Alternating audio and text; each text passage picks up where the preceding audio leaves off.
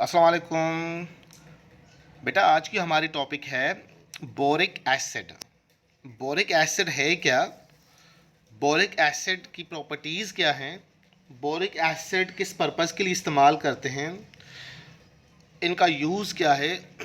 इनकी प्रिपरेशन, और याद रहे बेटा इनके डिफरेंट फॉर्म्स जो मार्केट में अवेलेबल हैं, वो तमाम पॉइंट्स हम आज इस लेक्चर में डिस्कस करेंगे।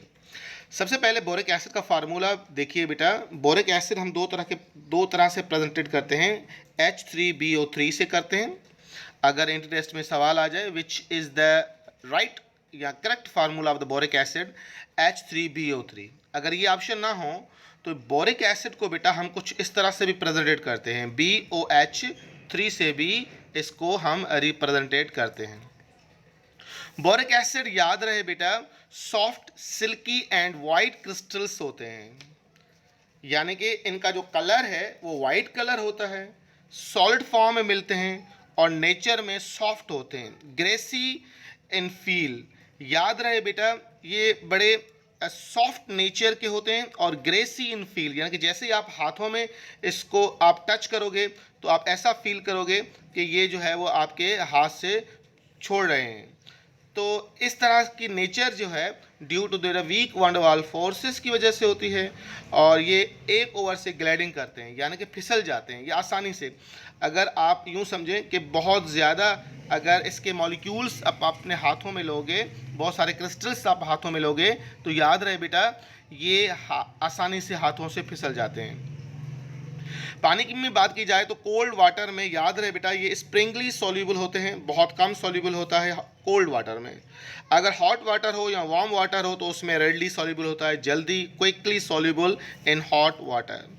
It is very weak acid, ये तमाम जो है वो वीक एसिड होता है। मोनोबेसिक एसिड होता है। मोनोबेसिक एसिड इसलिए हम कहते हैं कि इनमें प्रॉपर्टी होती है बेटा कि ये जो है वो एक हाइड्रोक्सिल आयन जो है वो एक्सेप्ट भी करता है और हाइड्रोजन आयन डोनेट भी करता है। ये दोनों इसके अंदर प्रॉपर्टीज़ हैं। यानी अगर आप OH के साथ रिएक्शन करवाएं वाटर के साथ तो क्या होगा, BOH4 बन जाएगा। याद रहे इस समय यानी कि B के साथ जब 3 OH ग्रुप हो, एक OH दूसरा, OH तीसरा, इस समय इसकी हाइब्रिडाइजेशन होती है बेटा sp2 हाइब्रिडाइजेशन होती है। क्या होगी बेटा, sp2 हाइब्रिडाइजेशन। मगर जब एक और OH ग्रुप आ जाता है तो उस समय इसकी हाइब्रिडाइजेशन होती है sp3 हाइब्रिडाइजेशन बन जाती है। स्ट्रक्चरल में बात कर रहा हूँ, यानी कि 3 OH ग्रुप एक OH आसानी से ये एक्सेप्ट भी कर सकता है, यानी कि पानी में डिजॉल्व करोगे तो OH एक्सेप्ट भी कर सकता है और H आयन डोनेट भी कर सकता है। तो इसलिए हम इसको टर्म यूज़ करते हैं मोनोबेसिक एसिड, या फिर इसको इस तरह से भी आप यूज़ कर सकते हो कि एक बेस को न्यूट्रलाइज करने वाला एसिड, इसलिए हम इसको मोनोबेसिक एसिड बोलते हैं। अब चूंकि ये बहुत ज़्यादा वीक एसिड है, साथ साथ ये एंटीसेप्टिक नेचर का भी होता है। नेचर क्या है बेटा इसकी, एंटीसेप्टिक नेचर है, इसलिए हम इसको आई वॉश के तौर इस्तेमाल करते हैं। आई को वॉश करने के लिए भी इस एसिड का हम इस्तेमाल करते हैं। उसके बाद अगर मैं बात करूं तो याद रहे बेटा हम दो तरह से इसको प्रिपेयर करते हैं। एक हम बोरेक्स से प्रिपेयर करते हैं, preparation from the borax. Borax का फार्मूला आपके जहन में होना चाहिए। What is the chemical formula borax? Na2B4O7 is the chemical formula of borax. Borax से कैसे बनाते हैं बेटा, बहुत आसान, हम डाइल्यूट सल्फ्यूरिक एसिड के साथ रिएक्शन करवाते हैं, यानी कि सल्फ्यूरिक एसिड में पानी जो है वो ऐड करते हैं 5 टाइम्स। अगर आपके पास 1 लीटर सल्फ्यूरिक एसिड हो तो 5 लीटर पानी में आप इसको डिजोल्व करें, बोरेक्स के साथ रिएक्शन करवा दें, तो याद रहे बेटा जो मेजर प्रोडक्ट है आपकी वो बोरिक एसिड मिलेगी और एक प्रोडक्ट आपको मिलेगी sodium sulphate. Double displacement reaction है, बड़ा आसान है, आप आसानी से इसको भी जो है वो करवा सकते हो। देखें सल्फ्यूरिक एसिड है, यहाँ से OSO4 ग्रुप जो है सोडियम के साथ रिएक्शन कर रहा है, रिजल्टेंट प्रोडक्ट जो बना रहा है क्या बना रहा है बेटा, Na2SO4 बना रहा है। बाकी जो बच्चा आपके पास B4O7 with respect of hydrogen plus क्या है वाटर, अब इनके साथ कॉम्बिनेशन करके ये 4 बोरिक एसिड के मॉलिक्यूल्स बना रहा है।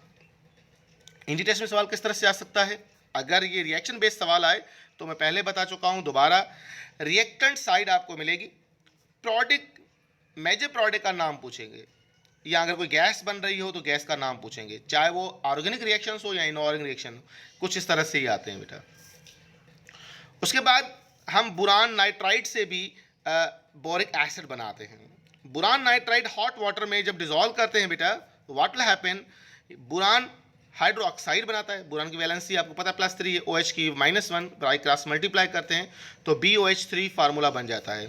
मैं पहले भी एक्सप्लेन कर चुका हूँ, बोरिक एसिड को इस तरह से भी हम प्रेजेंट करते हैं। और एक अमोनिया गैस जो है वो रिलीज करता है, यानी कि अमोनिया गैस और बोरिक एसिड फॉर्मेशन होती है। अगर यही सवाल एंट्री में आए, boron nitride react with water which gas is release, तो राइट आंसर होगा ammonia gas is release.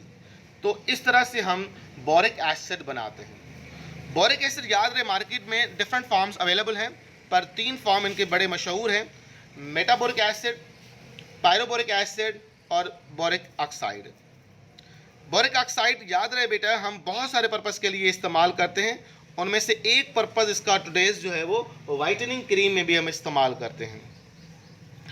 Boric acid याद रहे बेटा, जब इसको हम 100 डिग्री सेंटीग्रेड पर हीट करते हैं तो मेटाबोरिक एसिड बनता है। क्या बनता है बेटा? Metaboric acid. केमिकल फार्मूला आ जाए तो chemical formula of metaboric acid, तो राइट आंसर होगा HbO2 is the metaboric acid. Metaboric acid याद रहे बेटा, ये हमें नेचर में डाइमर, ट्राइमर, टेट्रामर, पॉलीमर में मिलता है, यानी कि HbO2 सिंगल फॉर्म में हमें नहीं मिलता है, अलबत्ता हमें डिफरेंट यूनिट्स कॉम्बिनेशन में मिलते हैं, यानी कि यहाँ डाइमर होगा या टेट्रामर होगा या हेक्सामर होगा, और ज़्यादातर इवन नंबर में ही मिलता है। डाइमर, टेट्रामर, हेक्सामर, पॉलीमर इस तरह से मिलता है। अगर आपके पास टेट्रामर हो, क्या हो बेटा? मेटाबोरिक एसिड का टेट्रामर हो, और इसको अगर आपने 140 डिग्री सेंटीग्रेड पर हीट की, अगेन एक वाटर मॉलिक्यूल रिलीज होगा, तो प्रोडक्ट जो बनेगी वो बनेगी पायरोबोरिक एसिड। पायरोबोरिक एसिड फार्मूला क्या है? N अपना H2, दो तो रिलीज हो गए, H2B4O7 is the chemical formula of pyroboric acid. Pyroboric acid को जब आप स्ट्रॉन्ग हीट करते हो बेटा, पायरो का मतलब होता है हीट, मेटा का मतलब होता है आफ्टर, ये बात ज़हन में होनी चाहिए। पायरोबोरिक एसिड को जब आप स्ट्रॉन्ग हीट करते हैं अबाउट 240 डिग्री सेंटीग्रेड, तो वाटर मॉलिक्यूल रिलीज करता है और बोरिक ऑक्साइड प्रोड्यूस करता है। B2O3 is a product which is form, कैसे बनती है बेटा? जब आप इसको स्ट्रॉन्ग हीट करते हो। तो ये था little bit introduction of the boric acid. Boric acid में 4-5 चीज़ें जो आपको याद करनी है, इनका केमिकल फार्मूला याद करना है और इनकी कुछ प्रॉपर्टीज़ याद करनी है आपको। आई वॉश पर्पज़ के लिए इस्तेमाल करते हैं, और इनके डिफरेंट फॉर्म्स जैसे कि मेटाबोरिक acid, pyroboric acid, boric oxide, ये तमाम चीज़ें आपको फॉर एंट्री टेस्ट हाईलाइट करनी है। मैंने इन पॉइंट्स को ही हाईलाइट किया है। बाकी इनका स्ट्रक्चर जैसा कि मैंने आपसे कहा, sp2 हाइब्रिडेशन होती है, और एक बोरिक एसिड जो है दूसरे बोरिक एसिड पे जो डिस्टेंस रखता है बेटा, 3 पॉइंट, कितना डिस्टेंस होता है बेटा? 3.18 एंगस्ट्रॉम होता है। यानी मॉलिक्यूल है ना बेटा, एक मॉलिक्यूल दूसरे मॉलिक्यूल को ग्लाइडिंग करता है, तो जाहिर बात है वीक वैन वाल फोर्सेस होते हैं इसके अंदर, और जो डिस्टेंस होता है इनमें, जो लेयर डिस्टेंस होता है वो 3.18 एंगस्ट्रॉम होता है। तो ये था अबाउट द बोरिक एसिड। उसके बाद हमारे जो टॉपिक है दैट इज़ द